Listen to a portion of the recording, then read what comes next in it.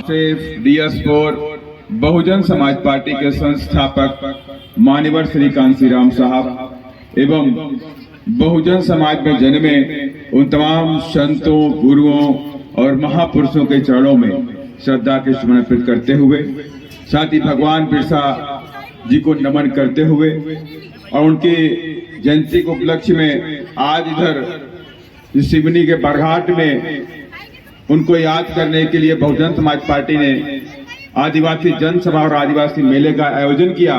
उसमें आए हुए मैं तमाम आदिवासी समाज की माताएं, बहनें, युवा, बुजुर्ग, आप सभी लोगों का मैं स्वागत अभिनंदन करता हूं और जय भीम और जय जोहार का घोषणा करता हूं। और साथ ही आज इस मंच पर बैठे हुए बहुजन समाज पार्टी के प्रदेश अध्यक्ष रमाकांत पिप्पल जी, प्रदेश के प्रभारी, केंद्रीय प्रभारी श्रीकांत जी, प्रदेश के प्रभारी बालकृष्ण चौधरी जी और साथ ही भोपाल से चल करके आए भोपाल जोन के प्रभारी CL बंसकार जी, जो कई दिनों से यहाँ पे भी लगे हुए हैं। और यहाँ पर जो काम देख रहे हैं बंदेवार जी, जो पूरी मेहनत के साथ, पूरी टीम के साथ उन्होंने काम किया हुआ है। और साथ ही इधर इंदर सिंह उइके जी, जिला प्रभारी बसपा मंडला, इन्होंने का भी काफी सहयोग रहा, योगदान रहा है। और साथ ही इधर बरघाट विधानसभा को देख रहे जिला प्रभारी बसपा सिवनी से इंजीनियर महेंद्र जी, डोमन लाल अहरवार जी, BL कुमरे जी, लाल सिंह नंदोरे जी, श्रीमती जलसो कमलेश उइके जी, जनपद सदस्य एवं प्रभारी विधानसभा क्षेत्र बसपा लखनादौन, गीता नरेंद्र अहिरवार जी, किरण मरकाम जी, चंद्रकला मरार जी, संतोषी दुर्गा बंसकार जी, गुमान सिंह उइके जी, दिलीप सिसोदिया जी, मन्नालाल चौधरी जी, राम भवन डहरिया जी, प्रेमचंद साहू जी, ताम सिंह परते जी, सुभाष चौधरी जी, राम प्रसाद बारमाटे जी, मनोहर डहरिया जी, साथ ही इधर बहुत लंबी लिस्ट है। तो उन सभी लोगों का मैं स्वागत अभिनंदन करता हूं। और आप लोगों ने बहुत ही सफल आज इस आदिवासी मेले का आयोजन किया, तो इससे सिद्ध होता है कि आप लोगों ने दिन रात एक करके आज ये बहुजन समाज पार्टी की अलग आप लोगों ने सिवनी में जगाने का काम किया। आज मैं आप सबके सामने बात रखने के लिए आया हूं।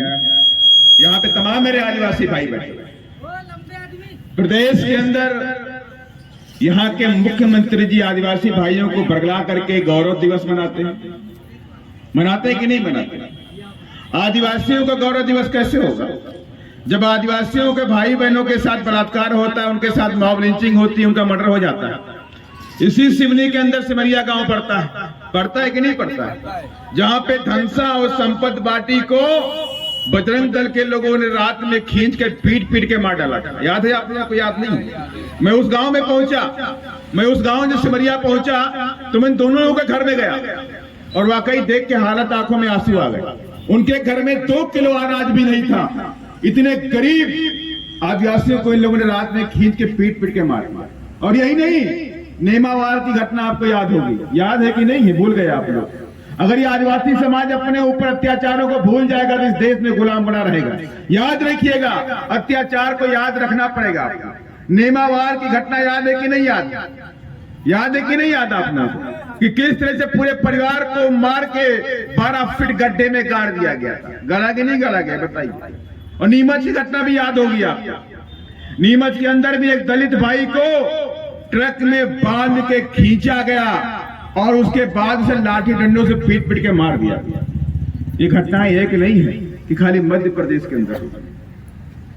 आप अगर सबसे पढ़ा लिखा राज्य केरल माना जाता है, केरल में भी करीब 32% आदिवासी वहां पर। और अभी 2019 की बात है, एक आदिवासी पालकार की पहाड़ियों से नीचे उतर करके, उसका नाम मधु था, नौकरी की तलाश में नीचे आता है। बेचारा गरीब था, गड़े कपड़े फटे पुराने बैठे हुए थे। तो वहां के सामंतवादी लोगों ने उसे पकड़ लिया और पकड़ के चोर कह के उसे पीट के 3 दिन उसे पेड़ में बांधा और 3 दिन बाद उसे पीट के मार दिया। और वो कहता रहा, मैं चोर नहीं हूं, मैं तो काम की तलाश में आया हूं, मेरे घर में बच्चे भूखे हैं, खाना नहीं है, मैं काम की तलाश में आया हूं। उसे भी मार दिया गया। उसी केरला के अंदर वायनाड जिला पड़ता है, जहां पे मटुंगा एक जगह पड़ती है। मटुंगा के अंदर 500 आदिवासी परिवार उस जमीन के जंगल के अंदर जमीन पे वो खेती बाड़ी करते थे। उन लोगों ने कहा जमीन पे, हम जंगल पे हमारा अधिकार है, आदिवासियों का अधिकार है, जल जंगल जमीन पे अधिकारी आदिवासियों का अधिकार है, तो हम वहां पे खेती बाड़ी करते हैं, हम वहीं से अपना परिवार पालते हैं और हमें वहां पर उस खेत में जाने की हमको परमिशन दी जाए। लेकिन सरकार ने कहा हम आपको परमिशन नहीं देंगे, वो सरकारी जमीन है जंगल फॉरेस्ट का, हम आपको परमिशन नहीं देंगे काम करने के लिए। आदिवासी भाई डट गए कि मैं हटूंगा नहीं, चाहे भले आप गोली चला दी। लेकिन वहां की निर्दयी सरकार, उस सरकार ने उन आदिवासी भाइयों पे खुलेआम गोली चला दी, खुलेआम गोली चलाई गई।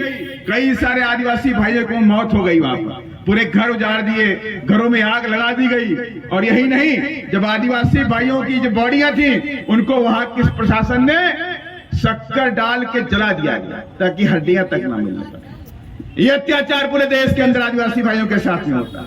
यही नहीं, उत्तर प्रदेश की घटना आपको याद होगी। उत्तर प्रदेश में दलित आदिवासी भाई लोग अपनी जमीन पे खेती कर रहे थे और वहां पे दबंग जाति के लोग पहुंचते हैं और खुल्ला गोली चला देते हैं। 20 से 21 आदमी वहीं पे जख्मी होते हैं और 10 से 15 आदिवासी वहीं पर उनकी मौत हो जाती है। तो कैसे गौरव आदिवासी दिवस मनाएगा? आदिवासी भाई गौरव दिवस उस दिन मनाएगा जब इस देश में बहुजन समाज पार्टी की सरकार बनेगी। जिस दिन बहुजन समाज पार्टी की सरकार जिंदाबाद, जिस दिन बहुजन समाज पार्टी की सरकार इस प्रदेश के अंदर, देश के अंदर बैठेगी, उसी दिन मेरा आदिवासी भाई इस देश के अंदर गौरव दिवस मनाएगा और बिरसा मुंडा जी को नमन करेगा कि आपकी जो कुर्बानी है खराब नहीं होगी और आपकी कुर्बानी से हमें सीख मिलती है, हमें सीख मिलती है। और इस सीख किस बात की कि हम दुश्मन के सामने डरने वाले नहीं हैं और न ही हम झुकने वाले। मानते हैं कि नहीं मानते? कितने लोग इस बात को मानते हैं? भगवान बिरसा मुंडा जीवन में झुके नहीं और न किसी से डरे। तोपे, बंदूकें, गोलियों के सामने भी वो डरे नहीं है। और आज ऐसे लोग, और उस वक्त उन गद्दारों की वजह से भगवान बिरसा मुंडा जी को पकड़ाया गया था। पकड़ नहीं पता आपको? पता ही नहीं पता। कोई गद्दार उसमें था जिसने भगवान बिरसा मुंडा की जानकारी दी थी।